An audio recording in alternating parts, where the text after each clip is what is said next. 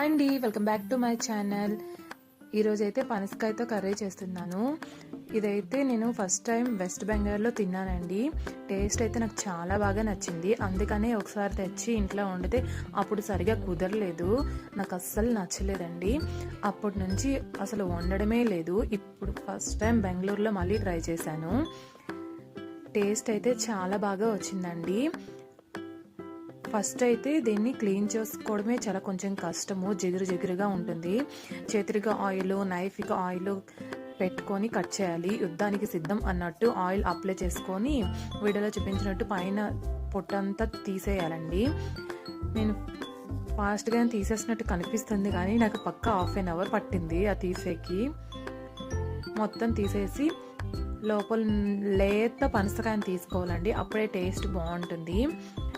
వీడియోలో చూపించినట్టు చిన్న చిన్న ముక్కలుగా కట్ చేసుకోవాలండి. టేస్ట్ అయితే చికెన్ టేస్టే మనకు కనిపిస్తుంది, చాలా బాగుంటుంది. పనసకాయతో బిర్యానీ, పకోడా ఇవన్నీ ట్రై చేసి ఉంటారు, ఇది కూడా ఒకసారి ట్రై చేయండి. మా సైడ్ అయితే ఎక్కువగా పనస పండ్లనే తింటారు, ఈ కర్రీ చాలా తక్కువ. అలా కట్ చేసుకున్న దాన్ని నీట్గా వాష్ చేసుకొని కుక్కర్లో ఉప్పు, పసుపు వేసి ఒక విజిల్ రాణించండి. అది వచ్చేలోపు మనం ఒక మిక్సీ జార్ తీసుకొని బిర్యానీ చెక్క, ఎలాచి, కొబ్బరి, వెల్లుల్లి, జీరా, ఉల్లిపాయ, టమోటా వేసేసి మిక్సీ పట్టుకోవాలి, మెత్తని పేస్ట్ లాగా పట్టుకొని పక్కన పెట్టుకోండి. నెక్స్ట్ కుక్కర్ తీసుకొని కొద్దిగా ఆయిల్ వేసేసి అందులో కట్ చేసుకున్న ఆనియన్ వేసుకోండి. ఆనియన్ కొద్దిగా ఫ్రై అయిన తర్వాత కొద్దిగా కరివేపాకు వేసుకొని ఫ్రై చేయండి. ఆనియన్ మంచి గోల్డెన్ షేడ్ వచ్చే వరకు ఫ్రై చేసి నెక్స్ట్ మనం మిక్సీ పట్టిన మిశ్రమాన్ని అందులో వేసేసి ఆయిల్ పైకి వచ్చేటట్టు ఫ్రై చేసుకోండి.